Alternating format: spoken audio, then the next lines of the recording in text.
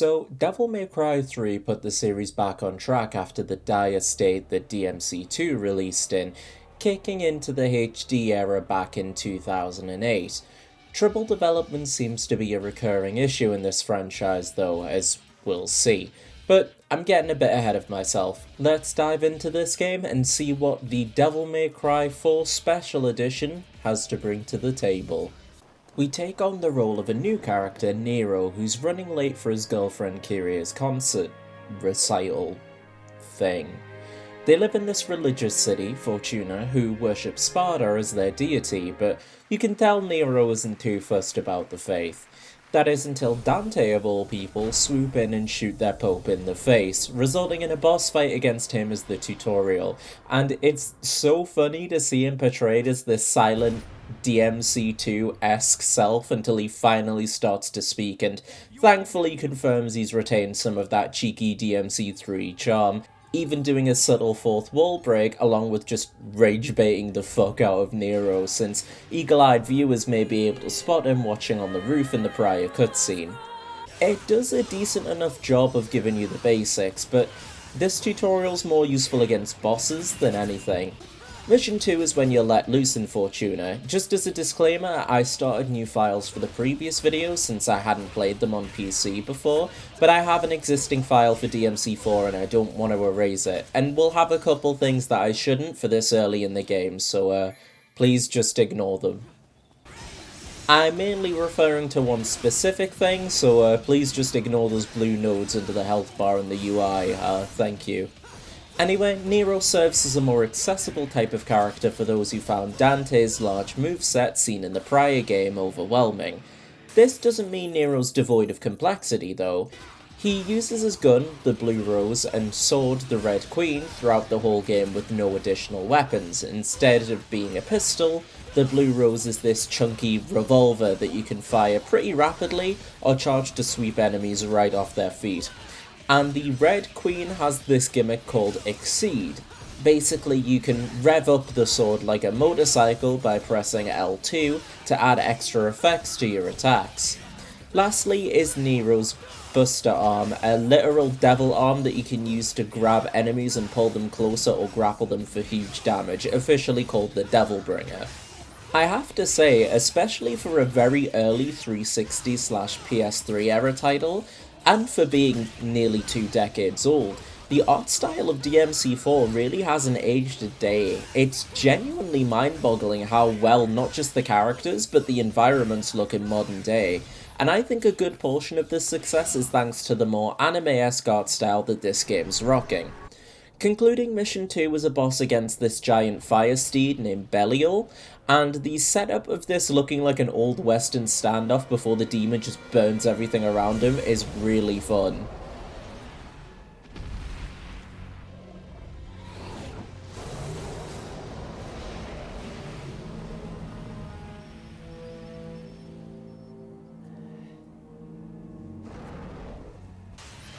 The fight's nothing too complicated, mainly sword swings with a couple of get off me AoEs that give you time to rev up Exceed.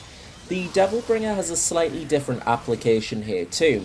With bosses and large enemies in general, you can't pull them towards you like you can regular enemies. It slings you closer to them, so it wants you to slash at him until his flames die out, then you can grab him and absolutely demolish him with Nero's Devil Arm, and every boss has a unique "you're getting thrown around like a ragdoll" animation. It is great stuff. After getting slapped around one too many times, he fucks off into this big pillar, ending the mission. A new mechanic between missions is the introduction of Proud Souls. Different from Red Orbs, you only earn these when completing missions and are used exclusively for new moves and abilities, and I've gotta be real, I've never liked or understood the point of these. They just feel really redundant, especially when in this game specifically, they're pretty fucking generous with Red Orbs, so when you pick up all the blue and purple orbs in the shop to up your health and Devil Trigger, they've got next to no use beyond disposable items. The system used in the prior games was just so simple and elegant, and this feels like it's just complicating it just for the sake of it, in my opinion. It's obviously more barren here, but the winter backdrop looks so pretty to me, and the big church stronghold area always gave me big Castlevania vibes.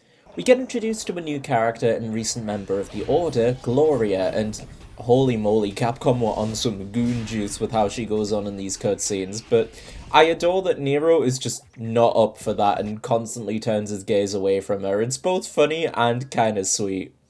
Something that also says a lot about his character is, when he's snuck up on by these empty suits of armor, he just immediately assumes that it means no harm. He's not stupid, but unless you're actively hurting someone, Nero seems to give people benefit of the doubt.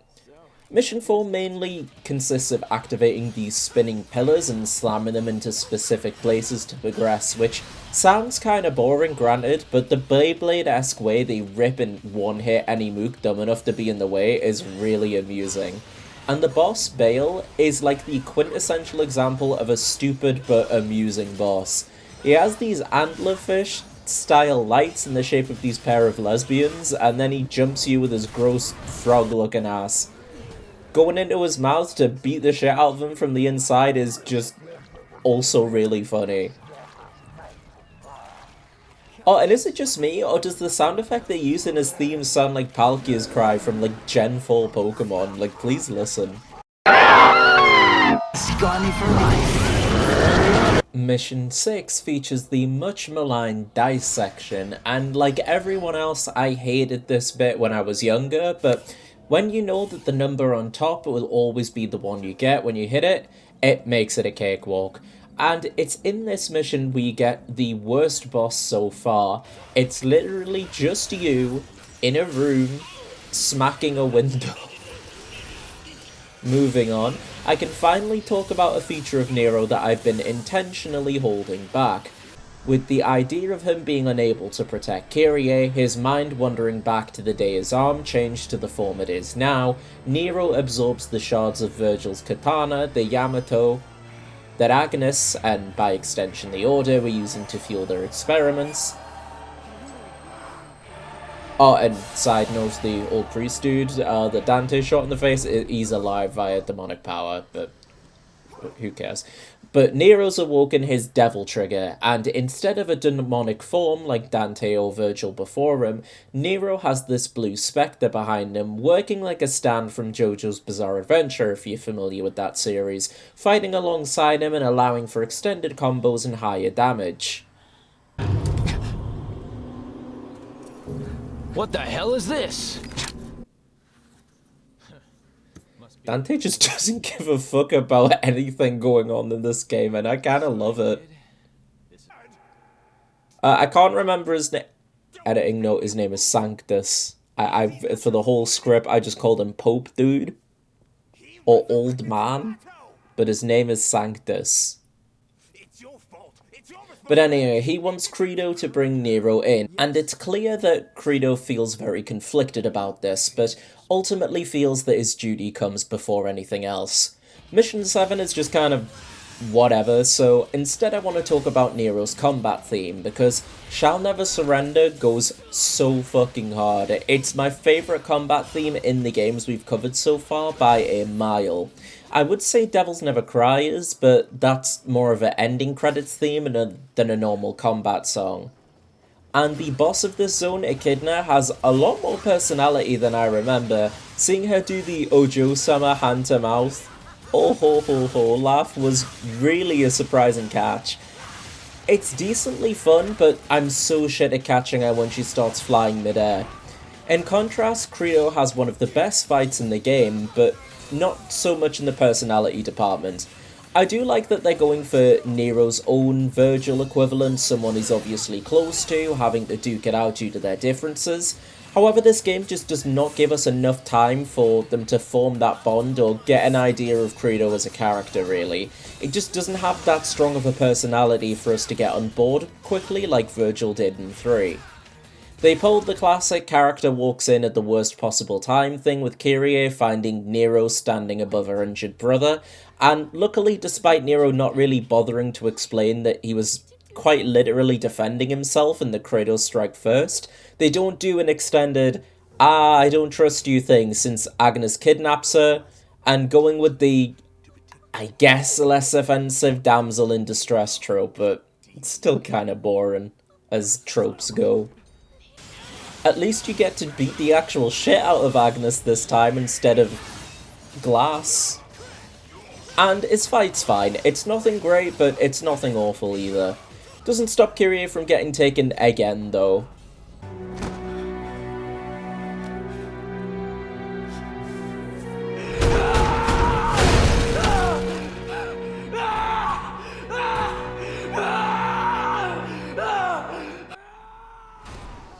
Little fella's in his feelings today, for real. Mission 10 concludes with another fight against Dante, who's actually putting in some form of effort since he can use any of his 4 styles against you. However, he doesn't pull out his Devil Trigger, showing via gameplay that Nero's still nowhere near his level.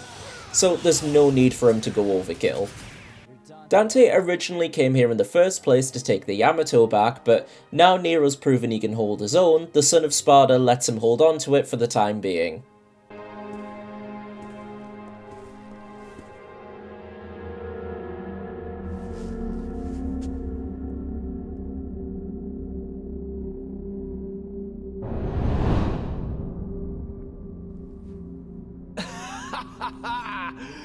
That regal look suits you. I dress to impress. Ha, wait, man, that's just silly. It's also revealed that Gloria was actually Trish in disguise the whole time, which you may be able to guess since a passing comment was made earlier that she gave the cult the Sparta sword and that she still wasn't really trusted. But, Trish, love, was it vital that you change your race to sneak into this cult? Is that blackface, dude? No, this isn't blackface. I'm an actual demon. Bro, please tell me that's not blackface. Cool, man. No, you don't understand. I'm literally a forest demon from across the bridge. This isn't a costume. Get the f out, man. Ah, whatever, go beat the Pope up. He's pretty pathetic and most of the fight being chasing him, but I feel like that this is kind of the point. Even still, he uses Kyrie to stop Nero from attacking and absorbs him into this gigantic statue he calls the Savior. Credo tries to get the jump on him and save his sister, but ends up losing his life, and I felt a bit bad for him, though his death just didn't land in the way I think Capcom wanted it to. It doesn't help that Dante and Trish are just kind of aura farming over his dying body. Don't get me wrong, nothing disrespectful happens to the character, but you gotta admit, I've got a point. It's here Pope Fella's plans start to click in place for me. Summon hordes of demons only for him to ward them off and take over the world with everyone thinking that he's saving them. It's not complex, don't get me wrong, I just genuinely couldn't remember what he wanted beyond power and ruling the world. Wahahaha. It's my honest opinion that he's the worst main villain in Devil May Cry. Yeah, Arius in DMC2 stinks, but at least he's funny bad. This guy is about as compelling and charming as CBT. With Nero out of the picture, the game switches the player over to controlling Dante. He retains his 4 main styles used in Devil May Cry 3, Trickster, Swordmaster, Gunslinger and Royal Guard respectively, as well as his Sword Rebellion and 2 guns, Ebony and Ivory, along with a shotgun, as well as instant access to Devil Trigger. It's here that one of the biggest issues of DMC4 starts to present itself. Dante has no unique levels, it's all him running through what we've just gone through as Nero, but backwards. Don't get me wrong, gameplay-wise Dante is completely unique, but that doesn't change the fact that it's all the same environments and mostly the same enemies.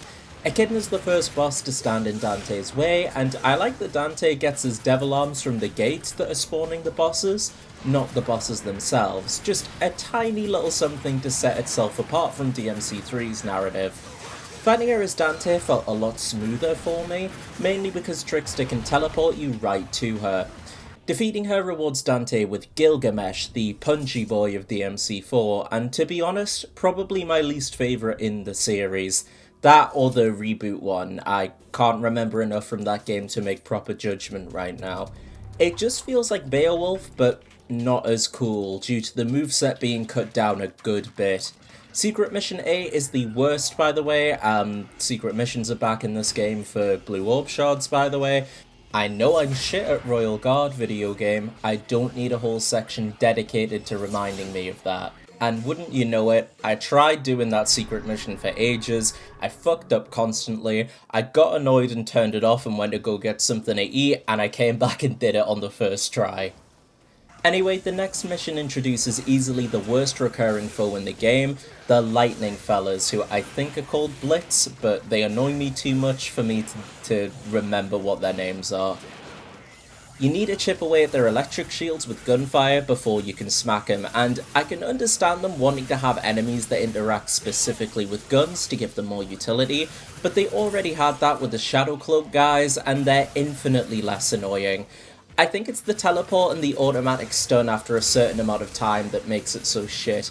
Don't even think about trying to knock it out of its recharge, you just get insta-stunned, by the way.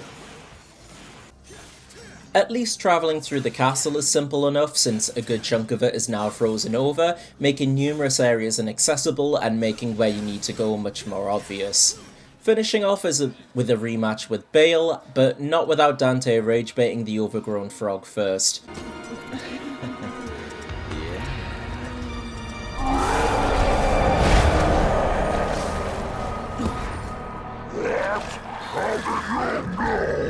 You can hide that body, but that smell? Ooh, there's no covering up. Insult me one more time and I will make you suffer more than you want possible. I'd actually like to see you try that. Your reward for beating him is Pandora, this bizarre suitcase thing that in lore houses 666 weapons, if I remember correctly, but you only use it as a minigun, a bowgun, and a mobile circular turret thing. In concept, I think it's absolutely fucking dope, but aside from the minigun, I struggle to get any decent use out of it. Although, fun fact, if you do the Pulp Fiction suitcase move, you can knock all the lightning off that annoying teleporting knob jockey for an easy win. You can do the same for a lot of enemies with armor or extra stuff to them, so, yeah. That's some more utility for it, I guess. Mission 16 is probably the worst so far. To get the positives out, at least you don't need to do that dice minigame, but those fish enemies are an agony to beat as Dante. Plus the secret mission here is frustrating to get to. Unless you know beforehand that you need Pandora's gauge filled, you're shit out of luck. I suppose now is a better time as any to go over Dante's battle theme, which I believe is called Lock and Load. I just think it's whatever. Its most notable quality to me is that it clearly takes audio cues from the original DMC1 fight theme, so that's neat, but I can't say I really listened to it outside of the game, as opposed to songs like Devils Never Cry or Shall Never Surrender.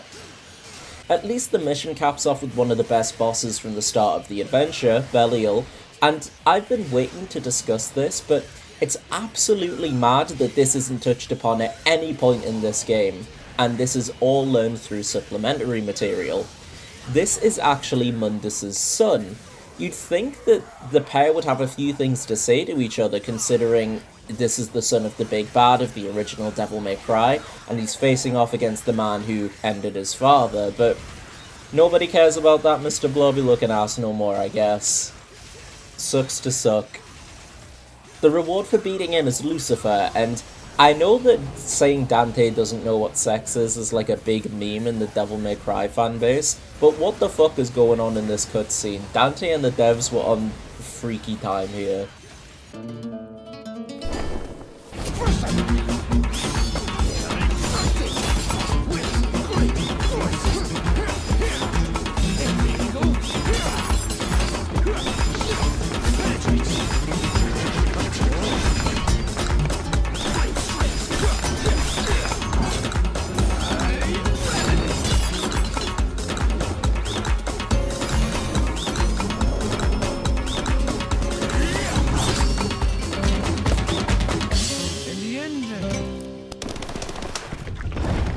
Satisfied. You are set free.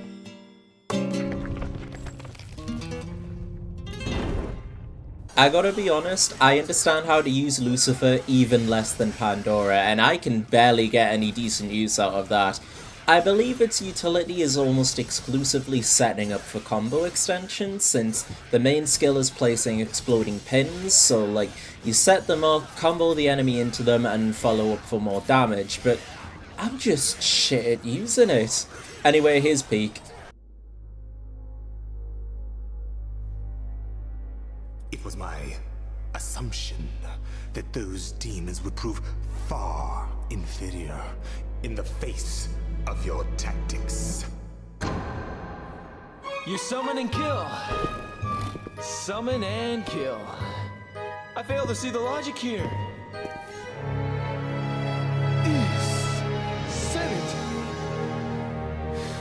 The price to pay for power? Humans. They are but stubborn and foolish. It takes a journey to hell for them to accept and praise their god. A fact that tickles Irony's judgment.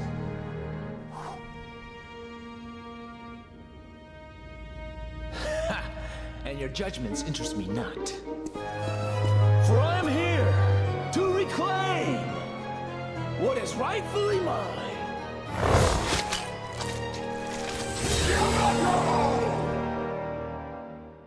That is what you seek.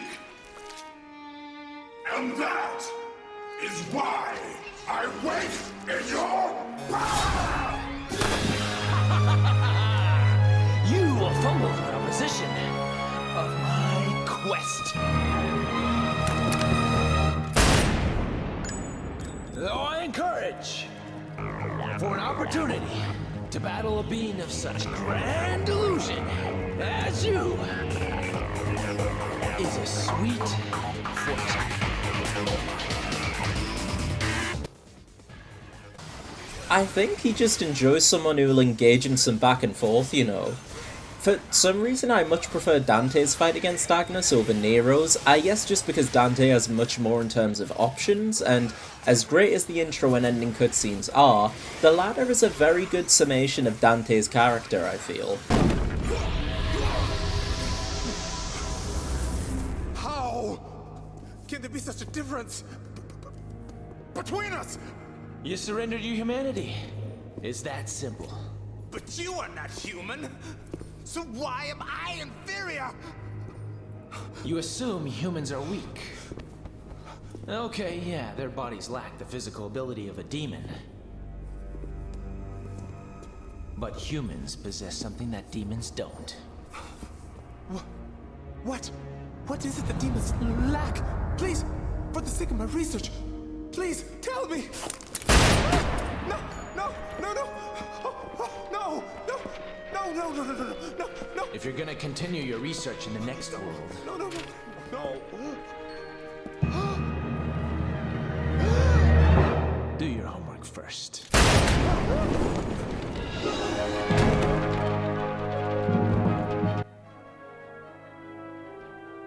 For beating him, the Son of Sparta now has access to Yamato, and seeing Dante use it is just insanely cool considering how it's only ever done in this entry, bar the tiny little bit we saw in the ending cutscene for Arkham and DMC3. But it's not just in cutscenes he has it for, though. The player now has access to a fifth style, Darkslayer. By tapping the direction of the style you're currently in, Dante will wield the Yamato in battle, and I feel a little conflicted about the implementation. On one hand, it's dope getting to use it along with the rest of Dante's kit, and seeing the subtle differences in how he naturally fights, but still trying to wield how he thinks his brother would, and that's a commendable animation touch, still sheathing and unsheathing it for quick bursts like Virgil would, but the more energy-based attacks naturally being of wider reach as opposed to Virgil's narrow and concentrated bursts. On the other hand though, it being a style instead of a dedicated weapon with no upgrades to its name does make it feel a little like an afterthought. Ultimately, I enjoy how it was integrated more than I dislike it though. Something I just straight up dislike, however, the Saviour. I'd have to think about it, but it's probably the worst boss in the entire franchise. Despite them being infinitely more enjoyable to fight, you've got to ignore all the mooks he summons. It's just running around on tiny platforms beating his blue spots until you trigger the second phase just to focus on his chest, and it's just so fucking boring.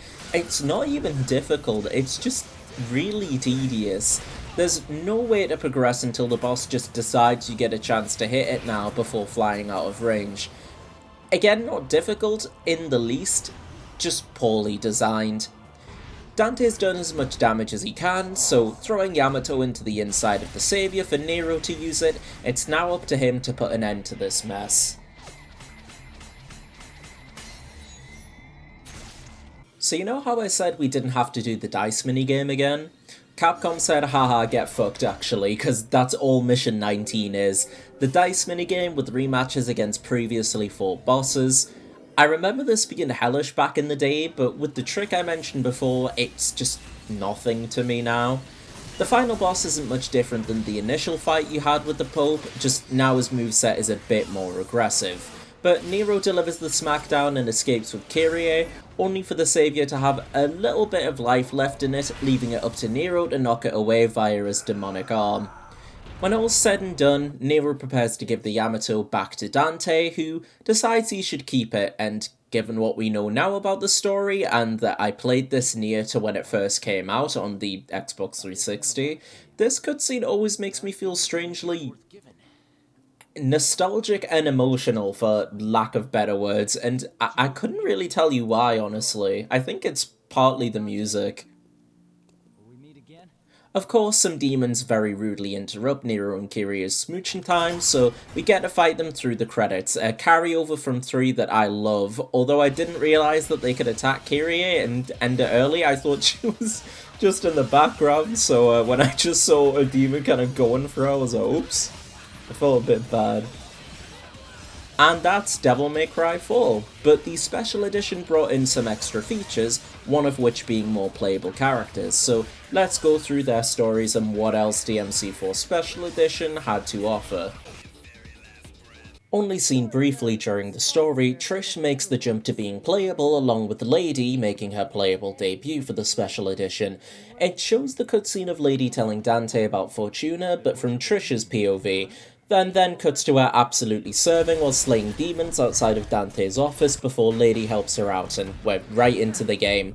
Lady takes over Nero's portion of the game, and in all honesty, I do not envy Capcom with them having the task of coming up with a moveset for her. The primary issue being, she's the only pure human protagonist. Dante and Virgil are obviously the sons of Sparta, Trish is a demon, Lucia was a demon created by Arius, and Nero, as we'll learn later, is technically quarter demon. So naturally they'll have options that just aren't physically possible for her. But the ways they get around it can be pretty inventive, such as a double jump as an example. Just her having her fire a rocket into the ground and launching herself off that is great stuff. Instead of a devil trigger, she has these bombs that when maxed out, do some quite frankly obscene damage that you can just bully bosses with. The main issue with Lady is her lack of melee options. She only has about 2 ground and air combos that are slow as all hell, and has no reliable way of getting close to enemies, as the wire from her rocket launcher can only throw foes into the air and then slam them back into the ground, so her gameplay gimmick relies around her guns. She wields 2 pistols, a shotgun, and her signature rocket launcher, Kalina Ann. Most of her really unique moves are on the B or circle button, letting her perform a bunch of specific actions with whatever gun's equipped, as well as the firing changing, obviously. Now, she can use a shotgun stinger, which is cool as fuck by the way, but the force usually knocks her back, meaning that you're stuck dealing with demons from range if you want to get effective use out of her, which makes sense from a logic perspective since she's exclusively using guns, so don't get me wrong from that, but it's just not how I personally like to play these games. Now that I'm thinking about it, she's kind of like if Devil May Cry 2 Dante was good with her reliance on guns. I still enjoy playing as her, she's just the weakest in a set of strongly designed characters in my opinion. And speaking of design, what is going on here? I guess they wanted to emphasize her maturity going from DMC3, the earliest in the series timeline, to 4, and this is sure, this sure is one way to do it. Trish fills in for Dante, and she's honestly really fun to play. The fact I rarely see people talk about her in DMC4 is astounding to me. She's a super fucking underrated character. Her melee buttons are purely for catching hands, whereas the circle or B button is used for wielding Spada, meaning Trish has immediate access and can combo from lightning-infused melee attacks to sword swings at a moment's notice, even quicker than it would be weapon switching in some cases. She uses the traditional dual pistols too, but holding the shoot button will make her whip out Pandora, something that I totally forgot she had access to in this game. And she utilises it differently from Dante, mainly relying on rockets and what I lovingly call the Guy Deleter 5000, this gigantic concentrated fuck-off laser beam that melts mooks and bosses alike, and I absolutely love it. Trish is what I would call, to steal from fighting game terms, a setup character. Being a demon, whenever she kicks in the air, she leaves a trail of lightning, and I believe you can leave up to 3 at a time.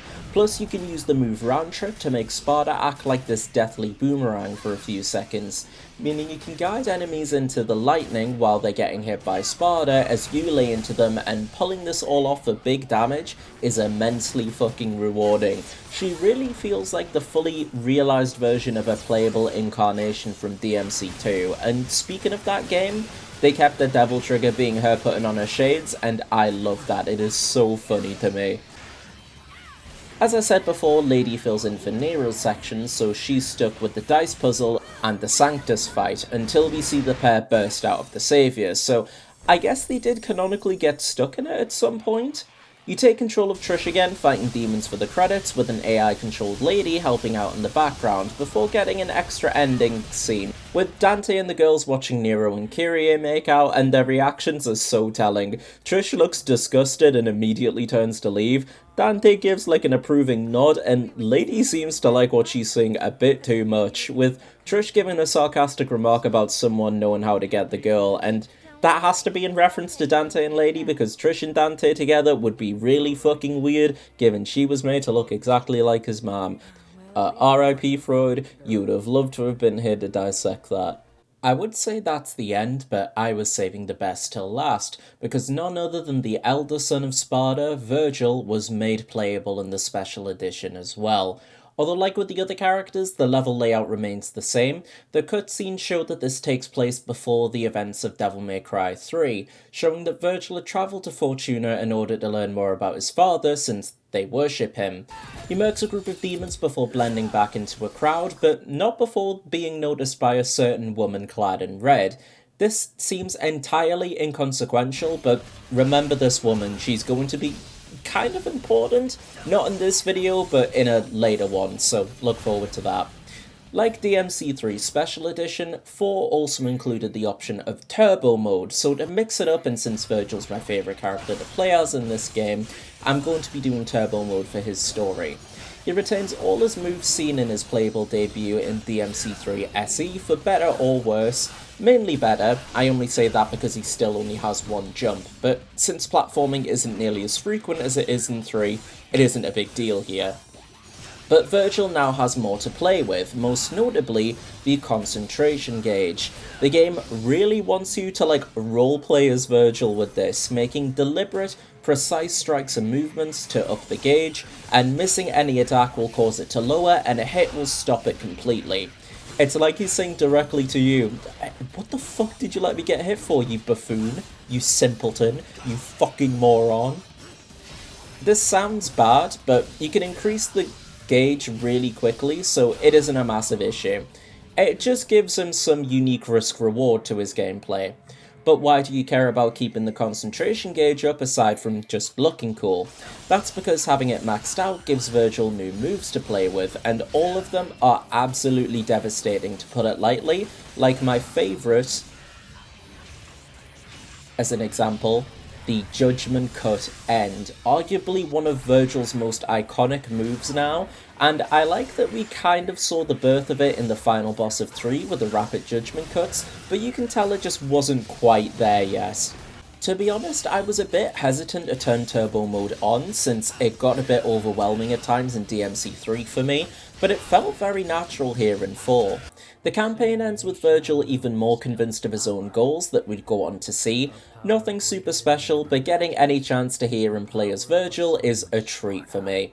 This isn't all DMC4 has to offer though, as there's 2 particular modes that I want to highlight. The first thing is the returning Bloody Palace, and this is the first time in series history that I genuinely enjoy Bloody Palace. Instead of an effectively infinite gauntlet, it's been revamped as an 101 floor run, with every 20 floors fighting a boss which will thankfully restore your health back to full at the end of it, culminating with Dante at the 101st floor. And I have to say, I forgot how challenging this mode was. It's a lot of fun, but a lot of work, and dying only to lose out on like 30 to 40 minutes of progress is super deflating. I managed to clear it as Virgil and Dante. Nero I could get about halfway through, and for Lady and Trish I could only get about 30 odd floors in. I wanted to get every character through all of Bloody Palace for this video, but I just don't have it in me right now. Maybe that can be its own video though if people are interested, as well as like ranking all the characters' costumes and stuff with there being so many. Let me know in the comments. It's an enjoyable mode, don't get me wrong, but if I'm not playing as one of the Sons of Sparta, it just seems to kick my ass. And last but not least, we have Legendary Dark Knight mode. A couple dozen enemies will now turn into a full crowd, having about 30 or 40 to deal with at any one time, on top of tougher enemy variety.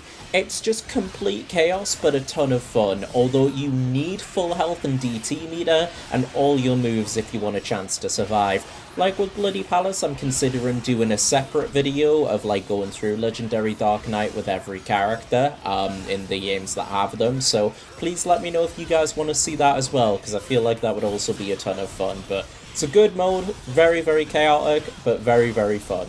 Devil May Cry 4 isn't a bad game, but it's a game that suffers heavily from repetition.